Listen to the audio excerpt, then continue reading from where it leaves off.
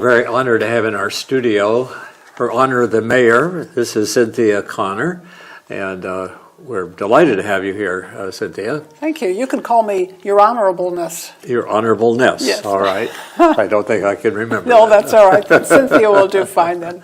I've known Cynthia from California Club a few years ago, and she's an all right person, I'll have to say, even though she is the mayor of our fair city. Well, the way I became the mayor was by persuading a lot of people that I was an all right person. That you're all right. That's right. So, Cynthia, where did you begin life's journey? Well, I was born on the East Coast, but I grew up in California since I was 6, and was raised in the San Fernando Valley, then went to school at UCLA. I played the violin in the symphony orchestra, and really? I was the captain of the gymnastics team. No kidding. You were a super achiever from the get-go. I was. After college, I moved up to Mammoth for a couple of seasons. And life as for a skiing? Or, yeah. It was lovely as long as skiing and beautiful outdoor vistas and sunsets and hiking. As long as that's all you cared about, it was good. But I was a shop clerk at Kittredge's Sporting Goods, and I couldn't see any way to ever become, an owner, a restaurant, a business owner, or a professional, or anything else. So limited like opportunities. I mean, there were people there. There were contractors and plumbers and homeowners and judges and teachers, but I couldn't figure out how I would get there from that position. And so what did you do? So I knew that the Army sent people to law school, so I joined the Army with the intention of going to law school. And did that work out? Because sometimes it doesn't. Well, eventually it did. Okay. They had a habit of selecting men for this project because the men were the ones who had gone to West Point, and so they were really known quantities to invest in. But at that time, back in the 70s, women were not admitted into West Point, and so I didn't have the opportunity to do that. And by the time I was done, I had involved the National Organization for Women and a number of commanding generals that I knew to write letters on my behalf. And I contacted the head of the House and the Senate Armed Services Committees and my own congressman and my own senator. Wow. And they I'm sure by then you had a reputation as being one who finds a way. 3 months later, I was accepted. Okay, and where did you go to law school? I went back to UCLA for law school. Okay. It was the best place I got into, so that's where I went. So then you continued to serve in the Army, was it? Yes. As a lawyer. As a lawyer. First I went to Korea, and I served in the 2nd Infantry Division at Camp Casey near the DMZ. Really good on-the-job training. And then I came back to California, and I served at the Presidio of San Francisco, which is the carrot that you get after the end of being in Korea. And then they had this trouble with way too many lawyers, and the guys at the top weren't retiring, and so nobody was getting promoted. And so, kind of the way it is in the military, sort of between wars or whatever. Yes. They have too many officers, and then they don't have enough. And so then I got out. You got out. So you were how long in the military all told? 11 years. 11 years.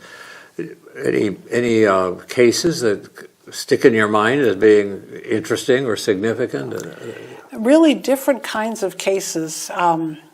In Korea, the cases were a lot of drunken, disorderly kind of offenses, bar fights, beating up the comfort women, some barracks thefts, some supply thefts, driving drunk, going out so which drunk side at of night. all this were you on? At that time, I was on the prosecution side. Oh, okay.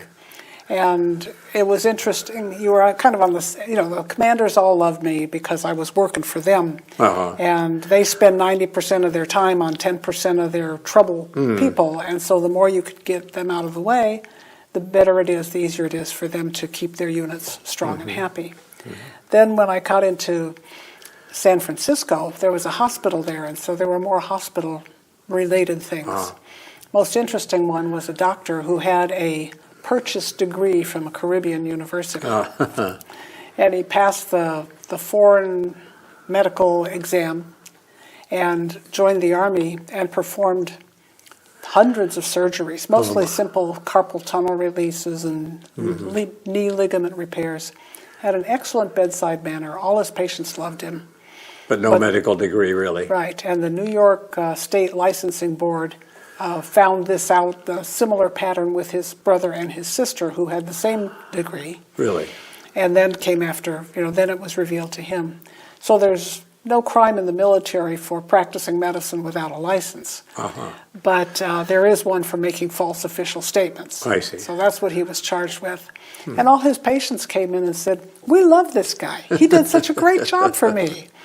If I had a chance, I'd send my wife and my kids to him. I'd go back and get operated by him again."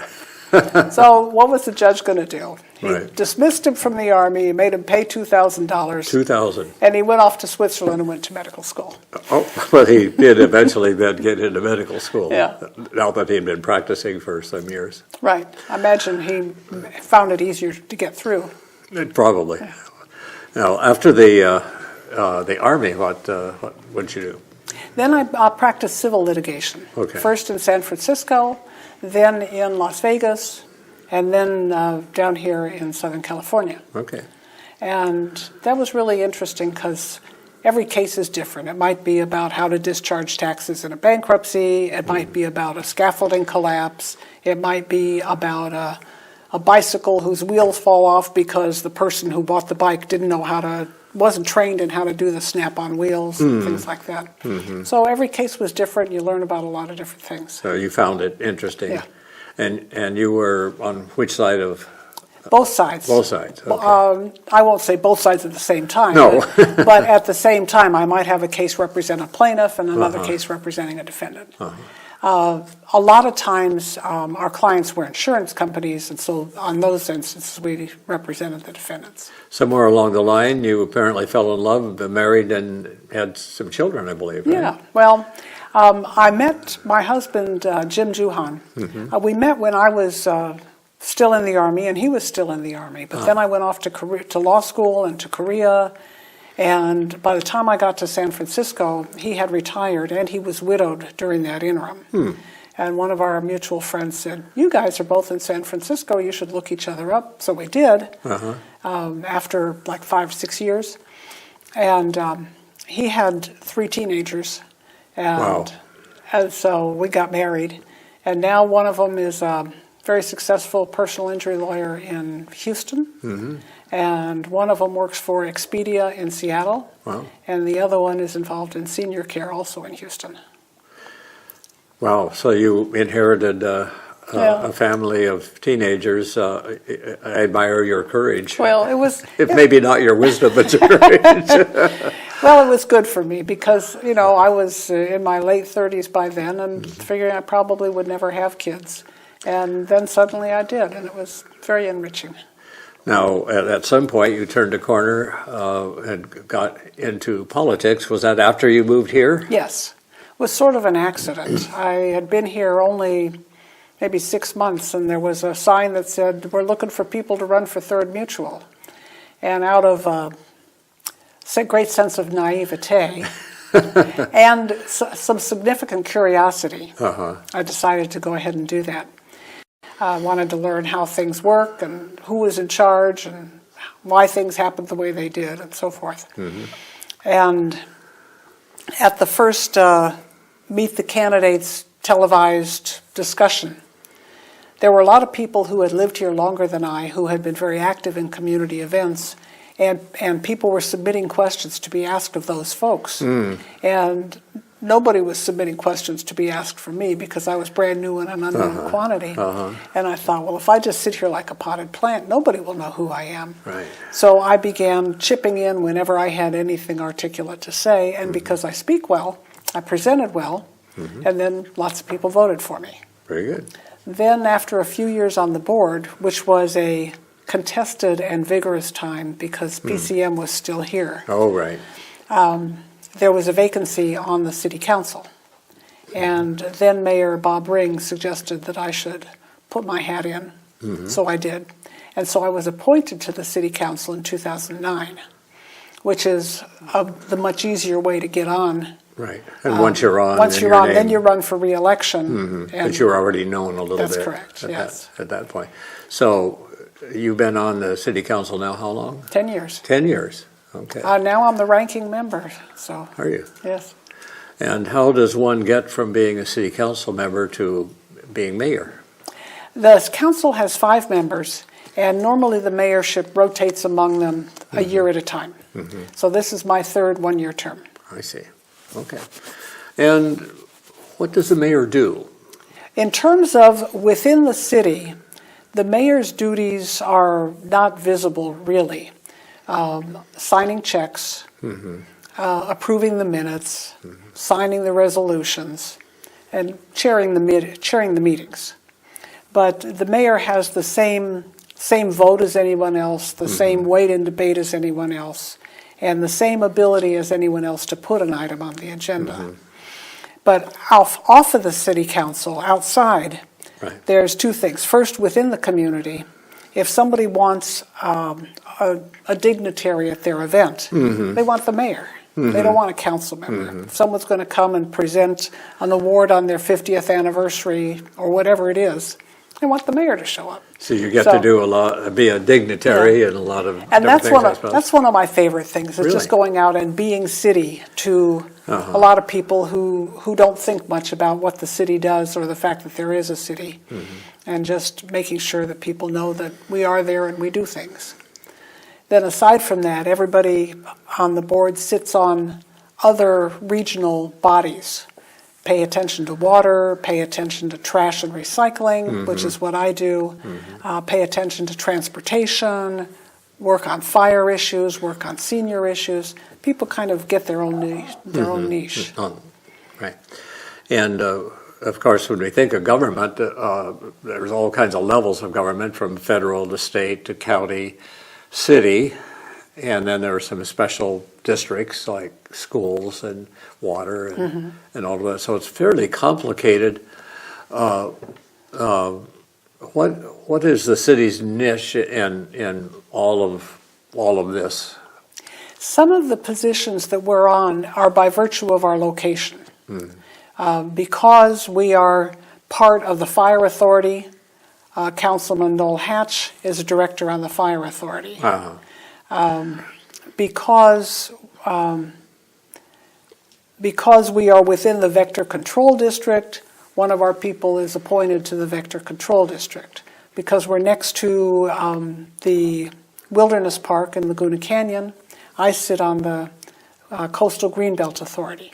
Some of them are county positions, some of them are regional positions, some of them are special interest districts. So you're not just involved with the city itself, but members of the city council serve in some of these other groups. And I would say for most of us, and certainly for me, the things that I do that are broader than the city take up much more time. Really? So all of the elected city officials are the people that spread out from all the cities and take care of all the regional governance. Now I know that policing in the city is done by, I think, as a contract with the county sheriff. Yes. How does that work? Well, we pay the sheriff, and the sheriff provides us with deputies.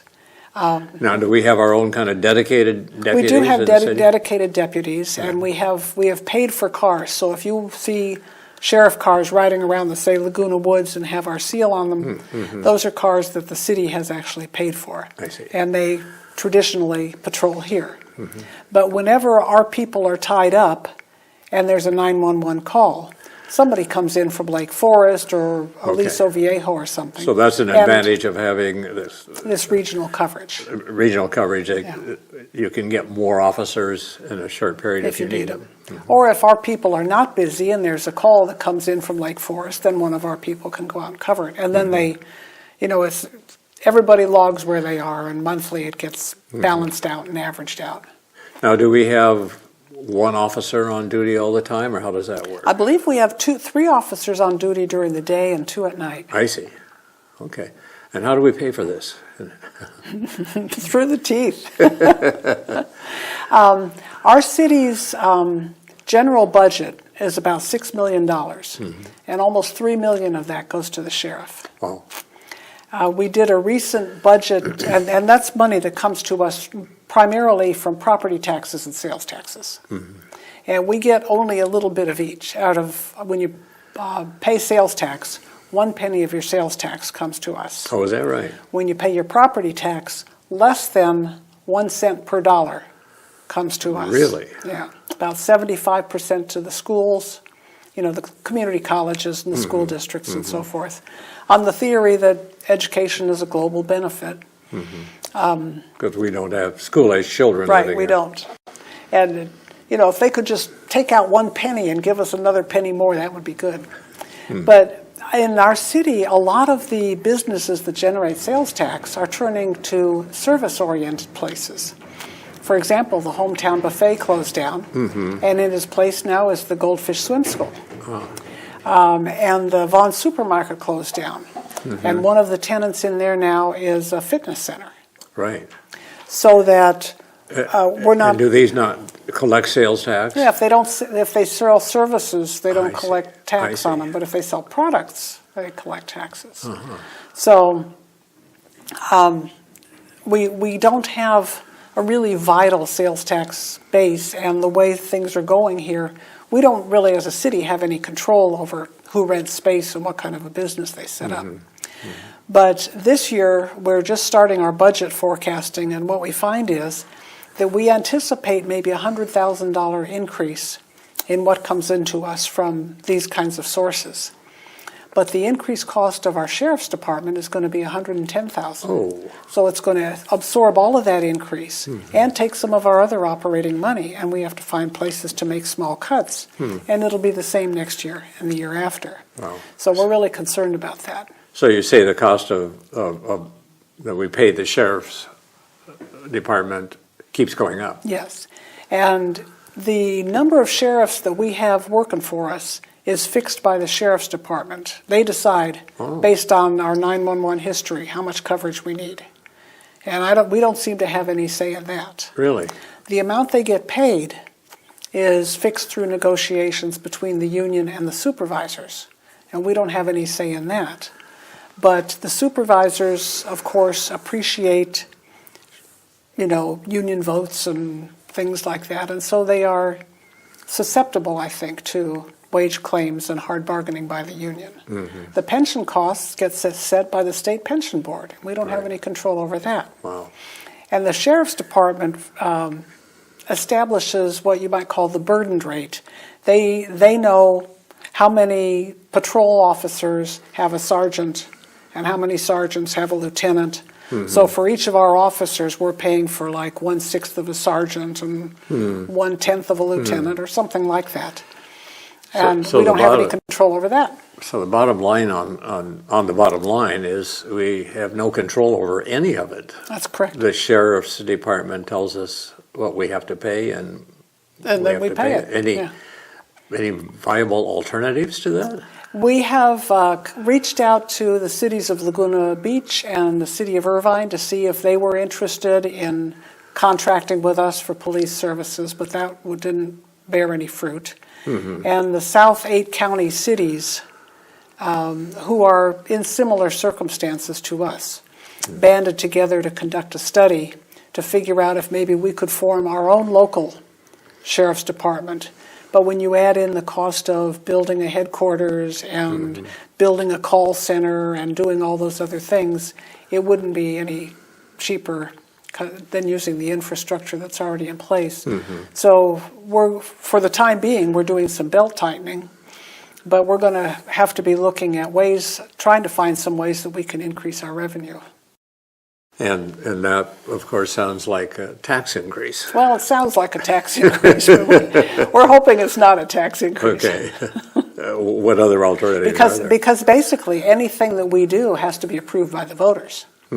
So if the voters don't want to vote a tax increase, it's not going to happen. So that's why we're trying to look at other places where we can charge fees for our services. I see. Or other things like that.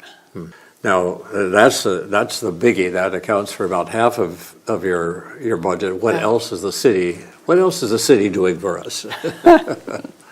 Well, we're hosting the library. Okay. Now, this is a county library, isn't it? Yes, it is. But any city that wants to have a library has to provide a space for it. I see. We've built a network of golf cart trails that allow you to get to almost anywhere in the city.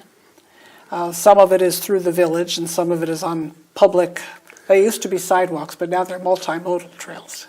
Okay. Because you can have bicycles and all kinds of things on them. We're, of course, responsible for all building permits and all plans. We're responsible for maintaining our city streets, which do happen to be in excellent condition because we've taken very good care of them. Now, does that include the streets within the village as well as those only outside? the ones outside the Only gates. the ones outside. The association within the village takes care of the village Correct. streets. Right. And we maintain 3 city parks, including the famous dog park, or infamous as it might be, which is really getting lovely. You should drive by it on Ridge Route. There's a great sign open up. yet, or? Not yet. It's supposed to open, I think, in June. But it's got engineered gravel and fill down below it, and special drainage, and brand new, specially designed artificial turf for dog parks. New shade trees. Wow. It's going to be it's a dog Ritz-Carlton. Wow. My dog and I will be happy to take a walk there when it's open. That should be fun. Yeah. We provide notary service for our residents at no charge. Very nice.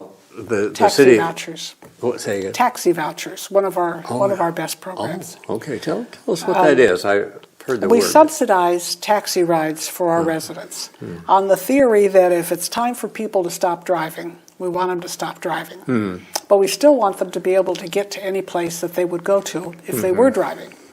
So any place within Orange County, as long as your trip starts or ends in Laguna Woods, you can use taxi bucks that you buy at City Hall, and you pay $70 and you get $100 worth of taxi rides. Okay, so you so get that's a 30% discount. 30% discount. And we have some very substantial discounts for medical trips to doctor's appointments and therapy. For $4, you can go to Mission Hospital or Hoag or Kaiser or UC Irvine at Irvine. Really? And that's kind of the radius. And for $6 or $8, you can go up to UC Irvine in Orange and to the more distant places, Loma Linda and places like that. And for $12, you can go all the way to the VA in Long Beach. Wow. And you can find out about that by... There's some on the city's website, and you can go to City Hall. Okay. What about the council meetings? Are they open? Yes, they're open to the public. They happen every third Wednesday at 2 o'clock in the afternoon, and usually they're over by 5. And just like at the board meetings, anybody from the public can come and address the council on anything on the agenda or anything else that's of concern to them. You welcome that We welcome that. feedback? Well, within reason, I suppose. Well, our meetings are normally much less contentious than homeowners' meetings. Our board is very cordial and civil with each other, and usually our residents don't yell at us or harangue us, Oh, nice. except on matters relating to the dog park. Oh, yeah. Laguna Woods, the city of Laguna Woods and Laguna Woods Village are not exactly the same, but how much bigger is the city than the village? The city has 1,500 or more residents. They live near Gate 7, they live in the Willows and the Regency. Near Gate 3, they live in the 2 residential facilities there, Las Palmas and Palm Terrace. And next to CVS, they live in the San Sebastian Apartments. Then we have shopping centers. We have the Stater Brothers Center. Right. And, of course, the town center where the community center is. Right. And Jersey Mike's and All of those are places. part of the city. And the new swim school. So if you spend money there, the city gets a We penny get a of little every bit of dollar. tax. I encourage that.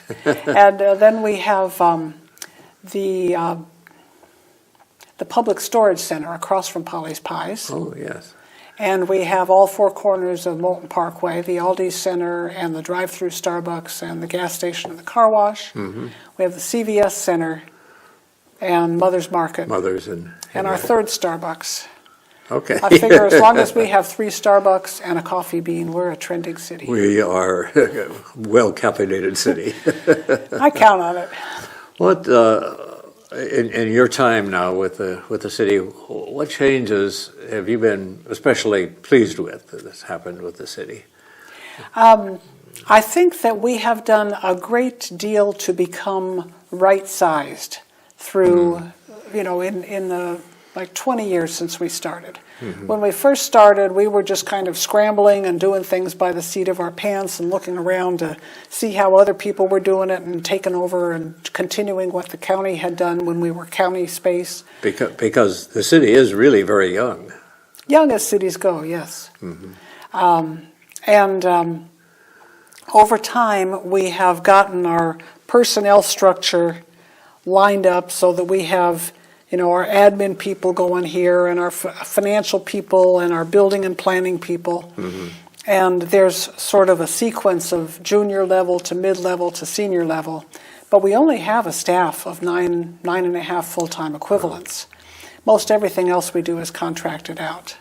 What changes would you like to see in the next few years with the city of Laguna Woods? Well, I would like to see our budget easing, but I'm not sure that's realistic. I would like to see our citizens get more involved in functions that are wider ranging. We have a huge bank of talent here. You and I were discussing that earlier. We have retired people with enormous experience and some time on their hands. Indeed. And there are a lot of ways that we could expand the influence of Laguna Woods by having those people go out and sit on some of these regional bodies that we talked about. We do have someone from this city who sits on the grand jury, on the Orange County grand jury. Really? Which is pretty much a full-time job for a year. I would think. But in many cases, you don't have to be an elected official to serve on a board. I have a colleague who's simply appointed by the county supervisor to sit on the Waste Management Commission and help us move into organics recycling. If this strikes a chord with somebody, what would be the next step to make it known that they would like to be considered? I think they should come to City Hall and ask to speak to me, the mayor, or to our city manager about what kinds of opportunities there are for non-elected people to serve on regional boards. Well, Cynthia, it's been a delight sharing this time with you. We've been talking with Cynthia Conners, the mayor of Laguna Woods.